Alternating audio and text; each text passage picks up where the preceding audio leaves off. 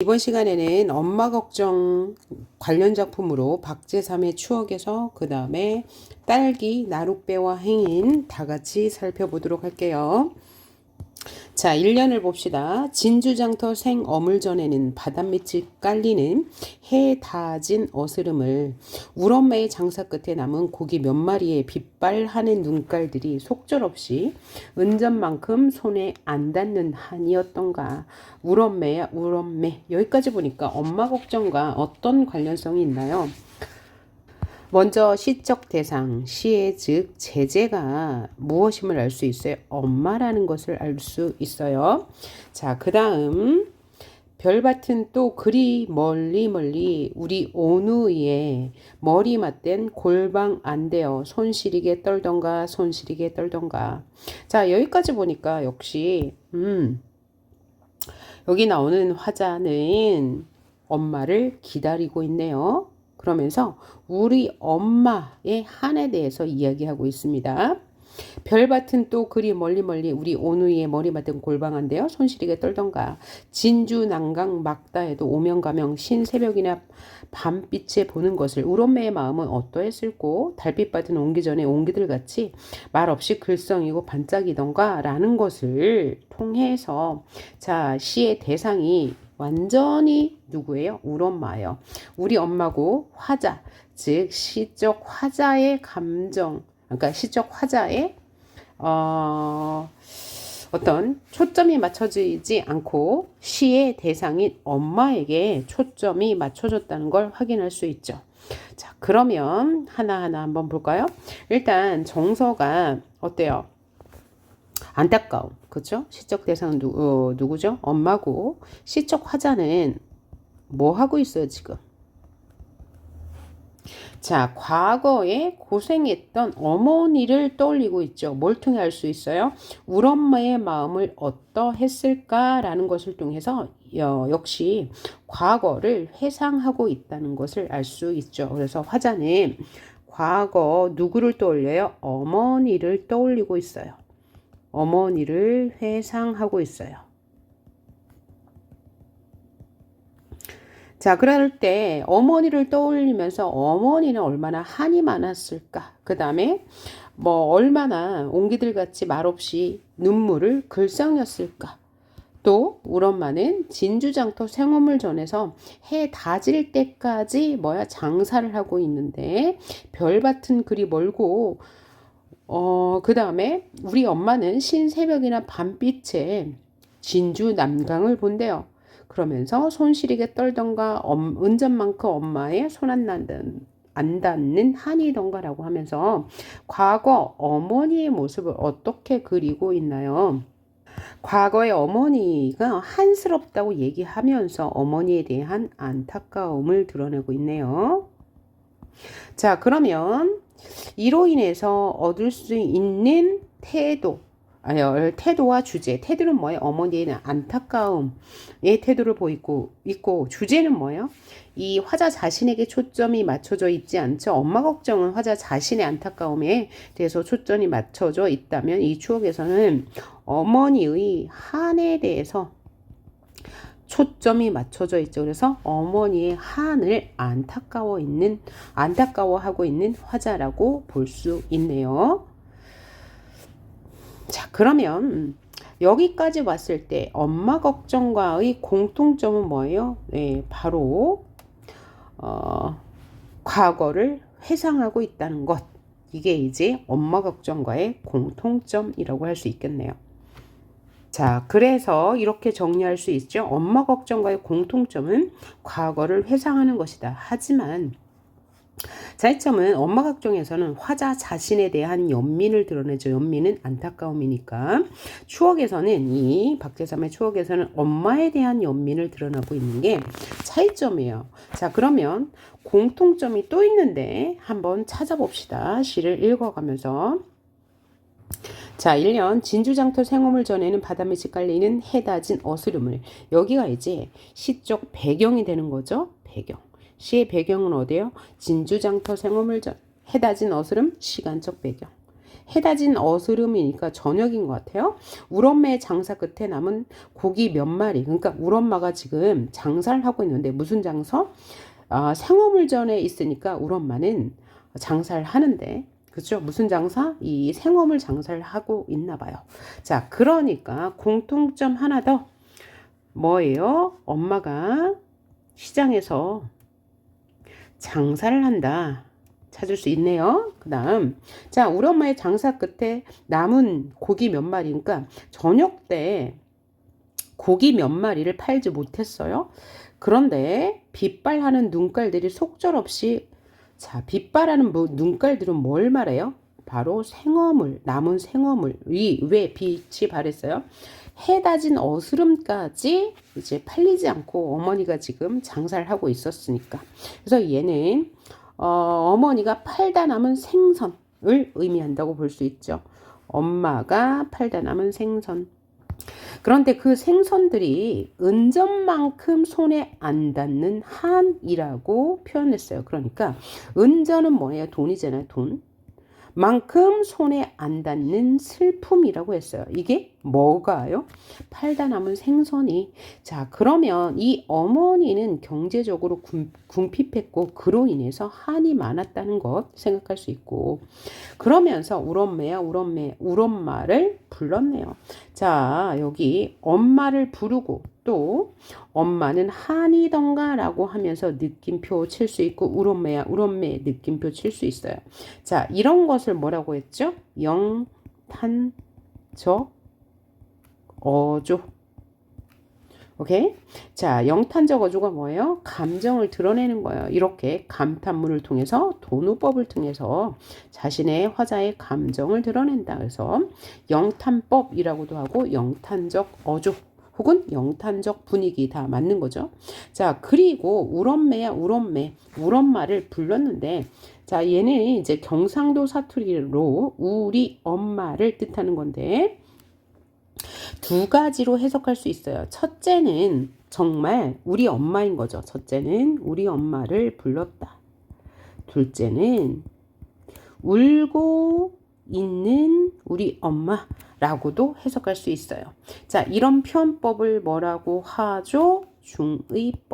중의법을 사용해서 우리 엄마의 한스러움, 우리 엄마의 한을 뭐하고 있다? 강조하고 있다. 라고 볼 수 있고요. 자, 3년 별밭은 또 그리 멀리. 그럼 여기서 별밭은 뭐예요? 밤이죠, 밤. 별이 뜬 밤은 멀리 있어. 밤이 멀리 있다는 것은 밤이 깊었다라고 생각할 수 있어요. 우리 오누의 머리 맞댄 골방한데요. 손 시리게 떨던가.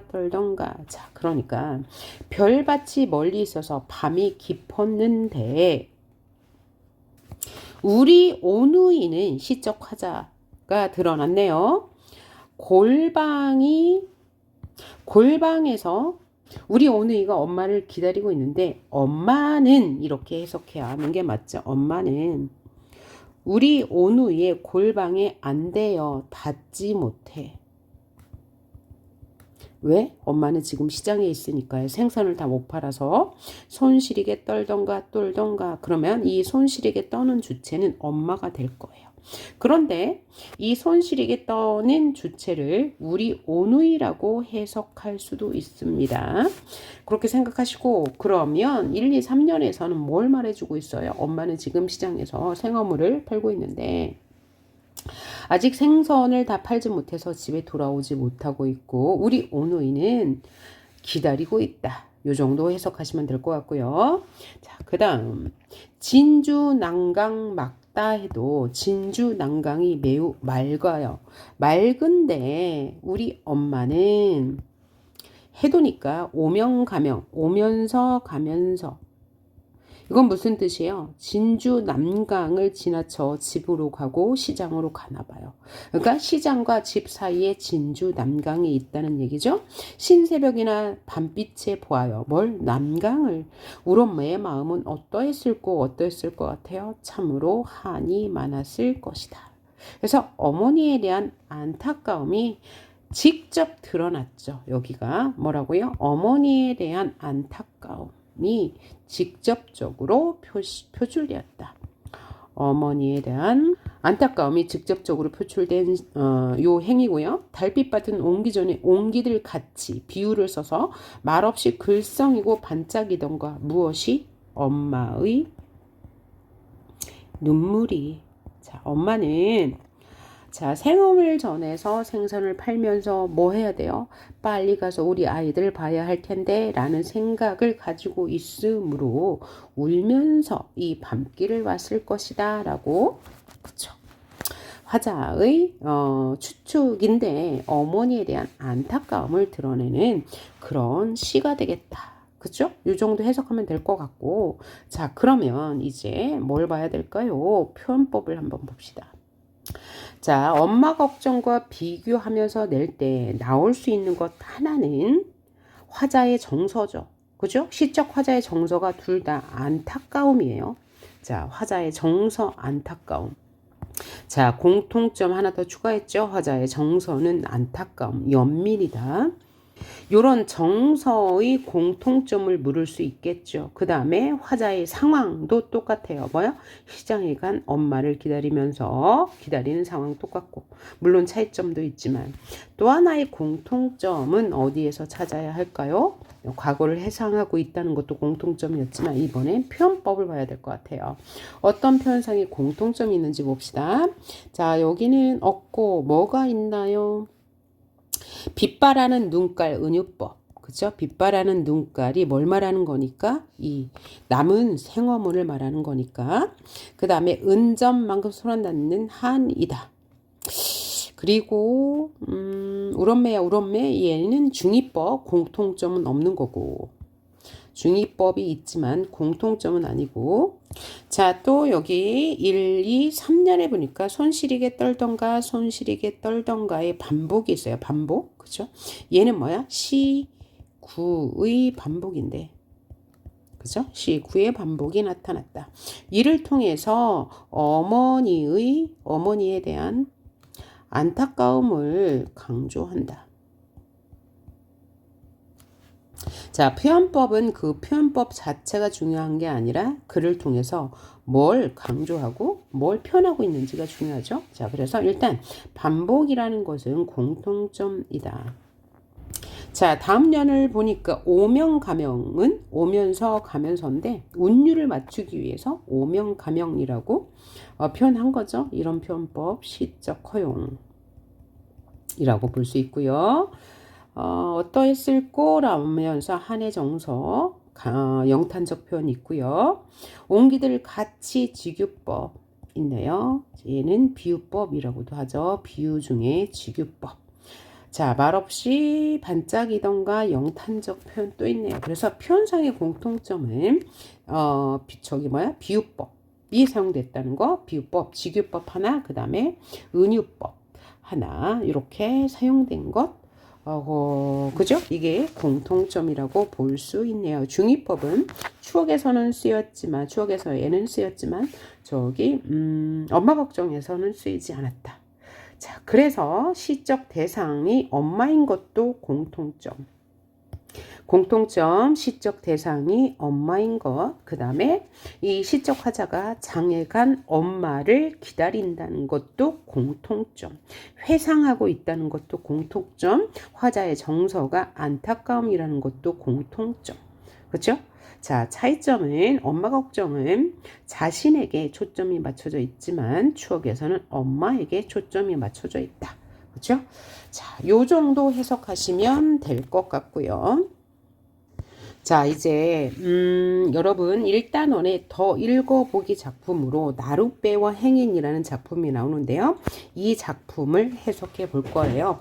나룻배와 행인의 작가는 한용운 님이죠. 자, 한용운 님은 일제강점기에 사셨던 분이고요.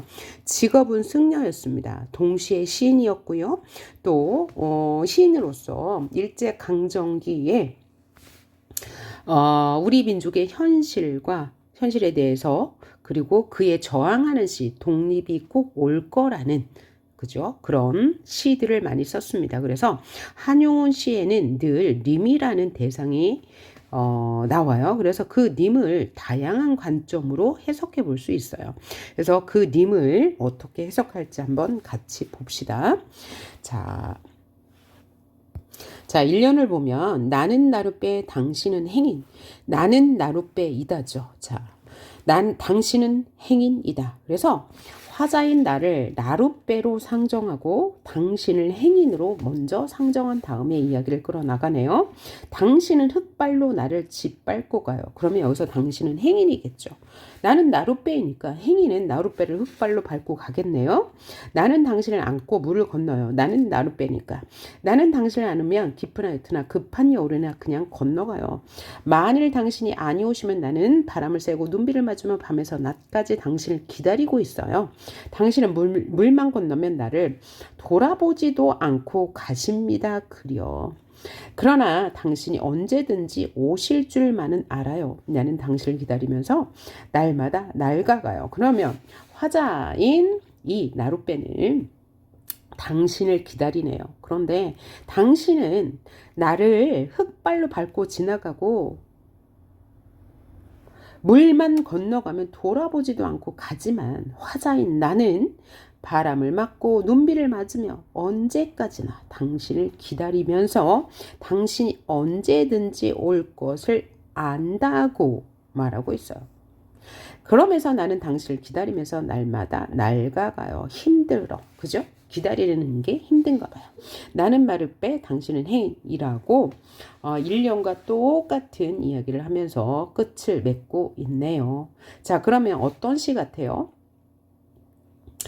자, 일단 여기서 나를 누구로 본다면 나를 승려, 화자인 승려 작가로 본다면 님은 누가 되겠어요? 승려로서 기다리는 님은 아마도 중생이 될 거예요. 중생은 뭔가요? 이 승려로서 중생들을 구제해 줘야 되잖아요. 그래서 중생이라고 해석할 수 있고, 그렇죠? 근데 만약에 나를 그냥 일반적인 사람으로 볼 수도 있죠. 보통의 사람으로 본다면 이때 나는 나를 승려로 본다면 당신은 누가 중생이 될 수 있고요. 내가 기다리는 사람이니까요. 승려로서. 그 다음에 이 나를 일반적인 사람, 즉 인과 이별한 사람으로 본다면 당신은 그러면 뭐가 될 거예요? 헤어진 님이 될 거예요. 자, 그런데 이 시대적 관점에서 본다면 우리 민족이 될 거예요. 나는 누구를 기다려요? 조국의 님은 조국의 광복이 되겠네요. 조국의 광복 이렇게 해석할 수 있다는 거죠. 자, 그러면 우리가 문학을 볼 때 다양한 관점으로 해석한다고 하죠. 이때 이 다양한 관점은 이렇게 나 승려, 그죠? 화자, 시인을 중심으로 해석하는 것은 우리는 뭐라고 그래요? 표현론적 관점에서 해석한다고 하고요. 자, 헤어진 사랑과 헤어진 님으로 본다면 작품 자체로 해석한 거죠. 작품 자체로 해석하는 것을 우리는 내재적 관점이라고 해요. 자, 위에 거 표현론적 관점은 뭘로 해석한 거예요? 작가 중심으로 해석한 거고요. 근데 만약에 우리 민족 조국의 광복 이런 말이 나오면 시대 중심으로 해석한 거잖아요. 이렇게 시대 중심으로 해석하는 것을 우리는 시대를 반영한다. 그래서 반영론적 관점에서 해석한 것이다 라고 볼 수 있어요. 근데 이것을 외울 필요는 없고 만약에 이러한 관점으로 해석해보자 라고 할 때는 보기를 주거나 선택지에서 전제를 주니까 외우실 필요는 없다는 거. 하지만 이렇게 해석할 수 있다는 것 알아두시면 되겠어요. 그래서 나는 어떤 사람입니까? 당신이 그냥 흙발로 밟고 지나가도 나는 당신이 언젠가 올 거라 믿고 있죠. 자, 믿고 있고 당신이 흙발로 그죠? 짓밟아도 나는 당신을 안으면 깊으나 옅으나 급한 여울이나 바람을 맞거나 밤에서 난까지 눈비를 맞거나 무작정 기다려요. 그래서 나는 이렇게 희생하는 사람이라고 할 수 있죠. 희생하는 사람. 그리고 당신이 돌아올 것이라는 믿음을 가지고 있는 사람. 당신이 돌아올 거라는 믿음을 가지고 있는 사람. 그리고 그러면 당신은 어떤 사람이에요? 요 님은 무심한 사람. 내가 이상하지만 흙발로 밟고 지나가서는 돌아보지도 않고 간대요. 그래서 님은 무심한 사람이라고 볼 수 있고 있네요. 그럼 얘는 지금 어떤 중심으로? 작품 중심으로 해석한 것이다. 작품 자체로 해석할 때 이런 사람이라고 할 수 있다. 자, 그리고 표현법을 한번 보면 나는 내를 빼고 당신은 행인이다. 어떤 표현법이죠? 은유법이라고 했네요. 자, 은유법. 그죠?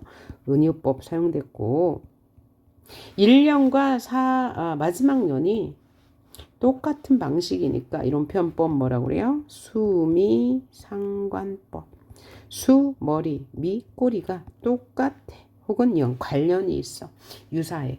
라고 하죠. 자, 그러면 수미상관법의 효과가 뭐라고 했죠? 예, 바로 형태적 안정감을 준다라고 했죠. 형태적 안정감을 주고 또 당연히 반복이니까 운율을 형성하고 또 반복이니까 주제나 화자의 정서를 강조하죠. 그래서 나는 나를 빼 당신은 행인이다. 뭘 강조하는 것 같아요? 나는 당신을 끝없이 기다리고 희생한다는 것을 강조하고 있어요. 자, 시를 해석할 때는 긍정과 부정을 나누면 절반은 해석한 거예요. 나머지는 뭐 이제 보기에서 관점을 주니까 그대로 해석해 주시면 됩니다. 그래서 나는 희생하는 사람이에요. 그런데 당신은 흙발로 밟고 지나갈 때 나는 옅으나 깊으나 마구 그냥 건너가고 당신이 올 때까지 바람을 맞고 뭐 눈비를 맞고 기다려. 그래서 바람과 눈비 이거는 뭐라고 볼 수 있어요? 화자가 당하는 시련이라고 해석할 수 있겠죠. 그죠? 그래서 나는 당신은 언제든지 올 줄 믿는다. 당신이 올 것이라는 믿음. 그래서 재회에 대한 확신을 가지고 있는 화자라고 볼 수 있다. 이 정도 해석하시면 될 것 같고요. 자, 하나가 더 남았네요. 자, 그것이 뭐냐면 딸기라는 작품. 여러분 더 읽어보기 작품이 하나가 더 있어요. 그것까지 해석해 봅시다. 자, 우리 이번 단원의 학습 목표가 뭐였어요? 문학의 관점이잖아요. 그래서 관점에 따라서 문학은 다양하게 해석할 수 있다는 거죠. 그래서 화자에 따라서도 다양하게 해석할 수 있습니다. 그래서 한효은의 작품은 다양한 해석이 가능한 아주 가장 표본적인 작품이라고 할 수 있어요. 금방 우리가 학습한 거 그렇게 해석할 수 있다라고 보시면 될 것 같습니다. 자, 그럼 이번에는 딸기라는 작품 해석해 보도록 할게요. 제목이 딸기네요. 그래서 화자가 뭐 딸기를 보고 있는지 시적 대상인지 한번 읽어볼게요. 자, 부제목이 구름 속에 나를 기다린다. 어떤 제목인지 어떤 뜻인지 한번 나를 다린다 라고 했네요. 그래서 어떤 뜻인지 한번 봅시다. 자, 50리길 짐차에 실려왔어. 일단 사투리 방언을 사용하면 어떤 토속적인 정감을 느낄 수 있다. 토속적 시어이다. 그죠? 왜냐면 사투리니까요. 토속적인 정감을 높여주고요. 정서적 거리감을 좁혀주는 거죠. 정감이라는 것은 멀미도 가시기 전에 낯선 거리에 쏴댕기면서 지 몸 살 사람을 찾고 있죠. 여기서 지는 화자죠. 이 화자는 그러면 자기가 어떻게 왔대요? 50리길을 짐차에 실려서 멀미도 가시기 전에 낯선 거리를 쏴댕기면서 자기 몸을 살 사람을 찾고 왔대. 제목이 딸기니까 그러면 여기서 지는 누가 될 거예요? 화자가 바로 딸기라는 것을 알 수 있네요.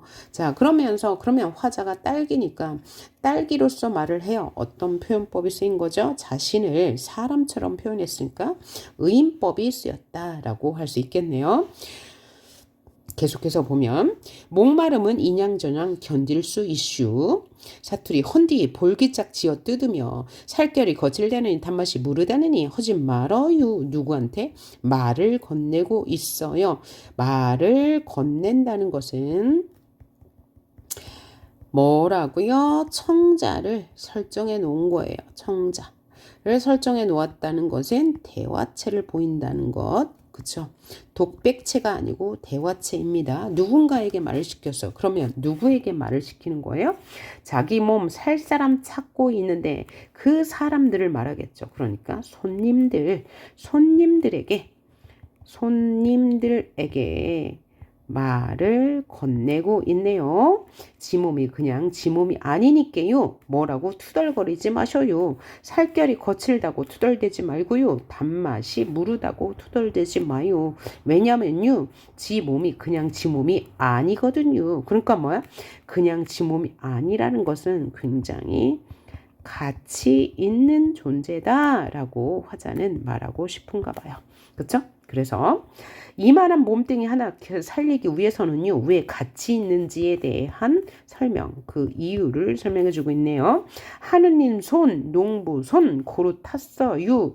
자, 하느님 손, 농부 손을 탔다는 얘기는 뭐야?